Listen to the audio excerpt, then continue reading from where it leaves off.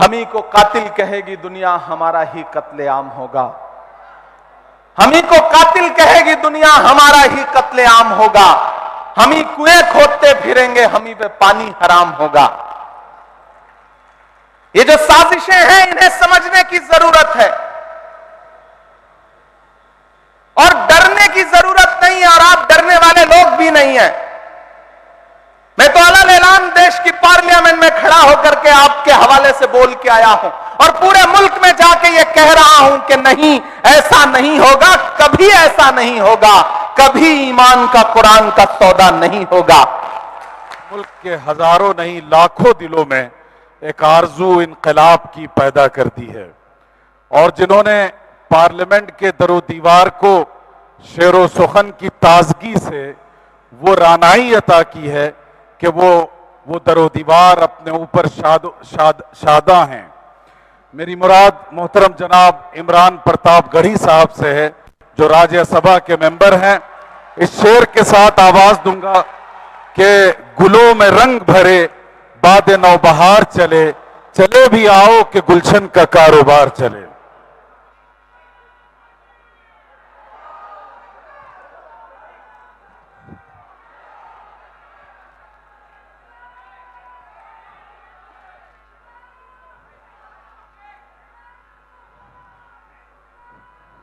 सलाम करता हूं रांची ही नहीं बल्कि पूरे झारखंड के अलग अलग हिस्से से आए हुए तमाम जिंदा दिल साथियों को, जिन्होंने इस बारिश में भी हजारों की तादाद में इकट्ठा होकर के पूरे मुल्क को एक संदेशा देने का काम किया है। मुस्लिम पर्सनल लॉ बोर्ड का शुक्रिया अदा करूंगा और खुसूसी तौर पर शुक्रिया अदा करूंगा मोहतरम अदीब साहब का। उन्होंने मुझे हुक्म दिया कि आपको हाजिर होना है, उनका हुक्म था, हम आपके बीच में हैं। और इस बारिश में भी मुझे एक वक्त तो ऐसा लगा था कि शायद प्रोग्राम नहीं हो पाएगा। जब मैं एयरपोर्ट पे लैंड किया तो पता चला कि जोरों की बारिश है, लेकिन ये रांची है, न यह किसी साजिश से डरता है, न बारिश से डरता है। मेरे कानों में तो आज भी वो नारा है चुनाव के दौरान जो यहां से लगता था कि झारखंड झुकेगा नहीं। वो जो नारा था वो अब भी मेरे कानों में है। सलाम है आपको झारखंड वालों। थोड़ी देर आपसे मुखातिब हूं। कभी कैफी आजमी ने कहा था कि ये जमीन तब भी निगल लेने पे आमादा थी। थोड़ी देर के लिए अब भैया अब चुप हो जाए आप बैठो, सब कर लेंगे। सीधा रखो, अगर रहो तो सीधा रखो। ये जमीन तब भी निगल लेने पे आमादा थी, पांव जब टूटती शाखों से उतारे हमने। ये जमीन तब भी निगल लेने पे आमादा थी, पांव जब टूटती शाखों से उतारे हमने। उन मकानों को खबर है न मकीनों को खबर, उन दिनों की जो खलाओं में गुजारे हमने। हाथ ढलते गए सांचे में तो थकते कैसे, नक्श के बाद नए नक्श निखारे हमने। कि ये दीवार बुलंद और बुलंद और बुलंद, बामोदर और जरा और संवारे हमने। आंधियां तोड़ लिया करती थी शम्मों की लवें, जड़ दिए इसलिए बिजली के सितारे हमने। आज की रात बहुत गर्म हवा चलती है, आज की रात ना फुटपाथ पे नींद आएगी। सब उठें, तुम भी उठो, तुम भी उठो, तुम भी उठो, कोई खिड़की इसी दीवार में खुल जाएगी। एक बिल आया देश की पार्लियामेंट में, और सिर्फ आया ही नहीं, चूंकि ताकत उनके पास थी, संख्या बल उनके पास था, वो बिल पास भी हुआ। वो बिल और उस बिल का मकसद है कि हमारे पुरखों ने जो जमीनें दान की हैं, उन जमीनों को लूट करके नरेंद्र मोदी जी अपने धन्ना सेठ दोस्तों को बेचना चाहते हैं। उस बिल का मकसद यह है, उस बिल का मकसद यह है कि आपकी इबादतगाहें, आपकी खानकाहें, आपकी दरगाहें महफूज न रह जाएं, आप उसी में उलझे रहें। आपने जो अपना जहन पढ़ाई की तरफ लगा दिया है, आप आईएएस बन रहे हैं, आईपीएस बन रहे हैं, इंजीनियर बन रहे हैं, वकील बन रहे हैं, डॉक्टर बन रहे हैं, तो एक सिस्टम है जो चाहता है कि आपका जहन उससे हटे और आप अपना सारा जहन इधर लगा दें ताकि आप उस सिस्टम का हिस्सा ना बन सकें। इस सोच के साथ एक बिल लाया गया। मैं 3 साल से देश की पार्लियामेंट में हूं। मैं 3 साल से मुसलसल देख रहा था, कभी प्राइवेट मेंबर बिल के जरिए वक्फ रिपील एक्ट लाया जाता था। उसी समय मुझे समझ में आ गया था कि एक बड़ी साजिश रची जा रही है और वो बिल की शक्ल में आएगी। बिल आया, पास भी हो गया क्योंकि संख्या बल उनके पास था। लेकिन मैं इस मुल्क के विपक्ष के तमाम पॉलिटिकल पार्टियों को, तमाम मेंबर ऑफ पार्लियामेंट को इस मंच पर खड़ा होकर के सैल्यूट करूंगा, सलाम करूंगा उनको कि अगर लोकसभा में उस बिल के समर्थन में 288 वोट पड़ रहे थे तो उस बिल के खिलाफ में 232 वोट पड़े, जबकि देश की लोकसभा में मुस्लिम सांसद सिर्फ 24 हैं। 200 से ज्यादा इस देश का हिंदू भाई, दलित भाई, ईसाई भाई, सिख भाई अलग ऐलान उस बिल के खिलाफ खड़ा था और पूरे दिन और पूरी रात चलने वाली पार्लियामेंट में सुबह 3:30 बजे वोटिंग कर रहा था उस बिल के खिलाफ लोकसभा में। यह है इस मुल्क की खूबसूरती, यह है इस मुल्क की गंगा जमुनी तहजीब। मुझे आज भी याद है, हमारे पंजाब का हमारा एक साथी है, मेंबर ऑफ पार्लियामेंट है, राजा वड़िंग। उसका भाषण सुनना, सरदार है वो, उसने कितनी असरदार बात कही है। मुझे फख्र है इस मुल्क की गंगा जमुनी तहजीब पर, भले ही उसको पामाल करने की कितनी साजिशें की जाएं, लेकिन जब राज्यसभा में अगले दिन यह बिल आया तो अगर इस बिल की हिमायत में 128 वोट पड़े तो अपोजिशन के 95 मेंबर ऑफ पार्लियामेंट राज्यसभा में ऐसे थे जो इस बिल के खिलाफ खड़े थे। और सुबह के 3 बजे बीमारी की हालत में सोनिया गांधी जी इस बिल के खिलाफ वोट करने के लिए राज्यसभा में मौजूद थी। हमी को कातिल कहेगी दुनिया, हमारा ही कत्लेआम होगा। हमी को कातिल कहेगी दुनिया, हमारा ही कत्लेआम होगा। हमी कुएं खोदते फिरेंगे, हमी पे पानी हराम होगा। ये जो साजिशें हैं इन्हें समझने की जरूरत है और डरने की जरूरत नहीं है, और आप डरने वाले लोग भी नहीं हैं। मैं तो अलग ऐलान देश की पार्लियामेंट में खड़ा होकर के आपके हवाले से बोल के आया हूं और पूरे मुल्क में जाके ये कह रहा हूं कि नहीं, ऐसा नहीं होगा, कभी ऐसा नहीं होगा, कभी ईमान का, कुरान का सौदा नहीं होगा। नहीं, ऐसा नहीं होगा, कभी ऐसा नहीं होगा, कभी ईमान का, कुरान का सौदा नहीं होगा। हमें तुम कत्ल कर दो शौक से मंजूर है, लेकिन शरीयत के किसी मुद्दे पे समझौता नहीं होगा, नहीं होगा। लेकिन एक बात मैं यहां खड़ा होकर कहना चाहता हूं, मुस्लिम पर्सनल लॉ बोर्ड के तमाम जिम्मेदारान बैठे हैं, हमारे तमाम सियासी साथी बैठे हैं कि हुकूमतों ने आपको परेशान करने के लिए, आपको पामाल करने के लिए अपने तरीके बदल दिए हैं, अपने हथियार बदल दिए हैं, तो आपको भी लड़ाई के तरीके बदलने पड़ेंगे। आपको अपनी लड़ाई के तरीके बदलने पड़ेंगे, आपको अपनी भाषा बदलनी पड़ेगी। मैं बहुत जिम्मेदारी से यह बात कह रहा हूं और यह बात इसलिए कह रहा हूं कि मैं रांची में खड़ा हूं। यह वह सरजमीन है जहां तकरीबन 3.5 साल मौलाना अबुल कलाम आजाद ने नजरबंद रह करके गुजारा है। इन आबो हवाओं में, इन फजाओं में मौलाना आजाद की खुशबू है, यहां उनके एहसास है। मैं इसलिए यहां खड़ा होकर के यह बात कह रहा हूं। मैंने जब देश की पार्लियामेंट में अपनी तकरीर शुरू की थी तो उस समय भी मौलाना आजाद से शुरू की थी।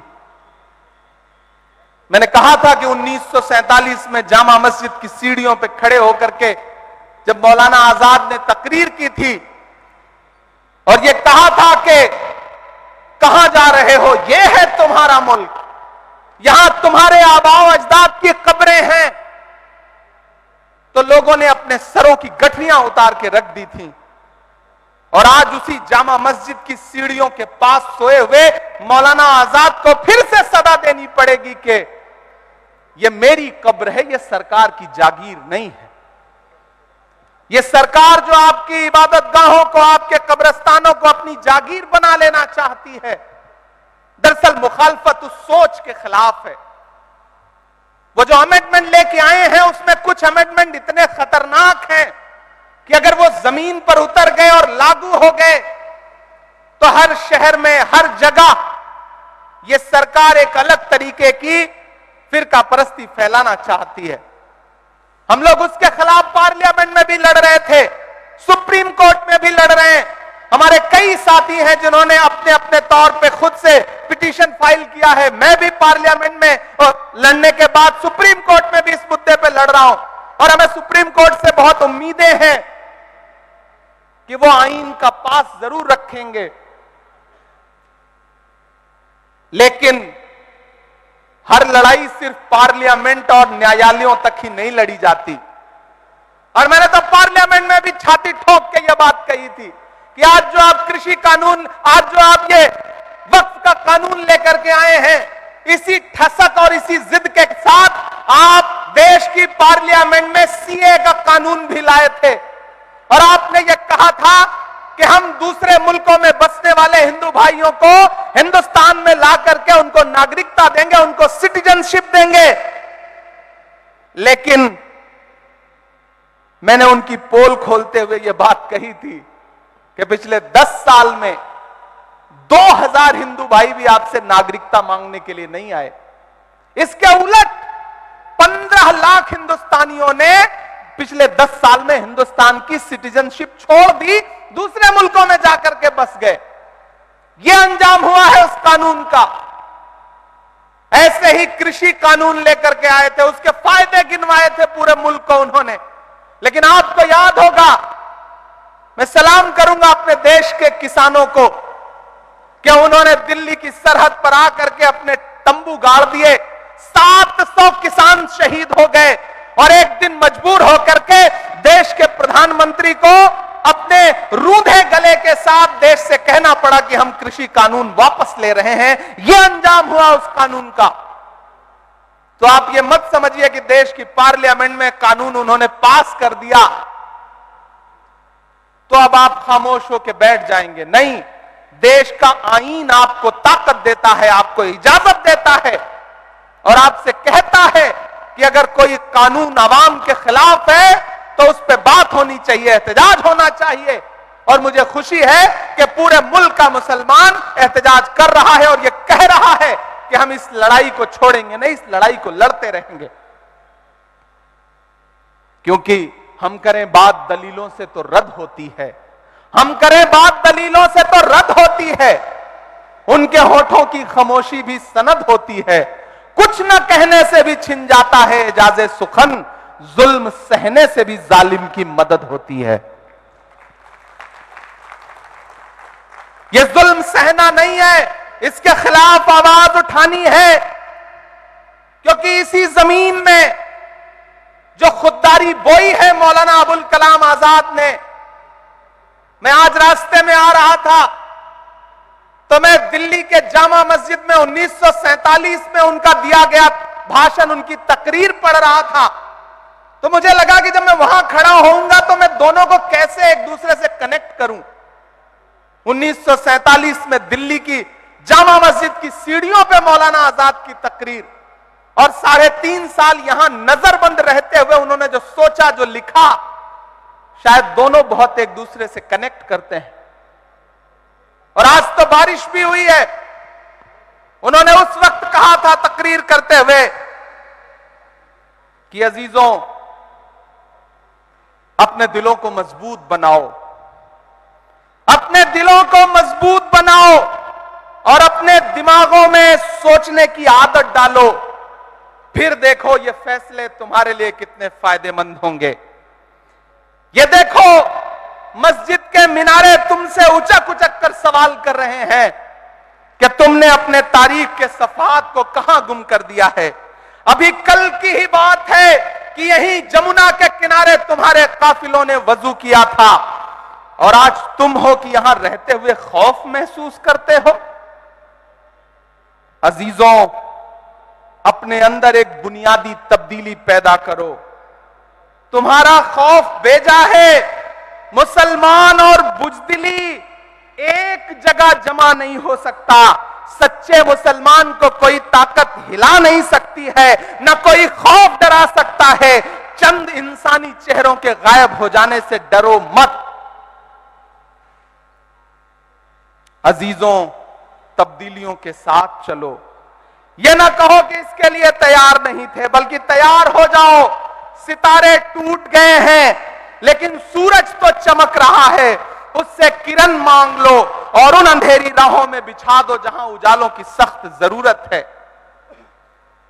मैं तुम्हें यह नहीं कहता कि तुम हाकिमाना इक्तिदार के मदरसे से वफादारी का सर्टिफिकेट हासिल करो। मैं कहता हूं कि जो उजले नक्शो निगार तुम्हें इस हिंदुस्तान में माजी की यादगार के तौर पर नजर आ रहे हैं, उन्हें तुम्हारा ही काफिला लाया था। उन्हें भुलाओ नहीं, उन्हें छोड़ो नहीं, उनके वारिस बनकर रहो। समझ लो, तुम भागने के लिए तैयार नहीं तो फिर कोई ताकत तुम्हें नहीं भगा सकती है। आओ अहद करो कि यह मुल्क हमारा है। आओ अहद करो कि यह मुल्क हमारा है।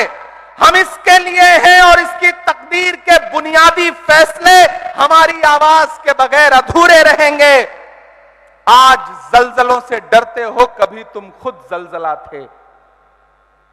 आज अंधेरे से कांपते हो, क्या याद नहीं रहा कि तुम्हारा वजूद खुद में एक उजाला था।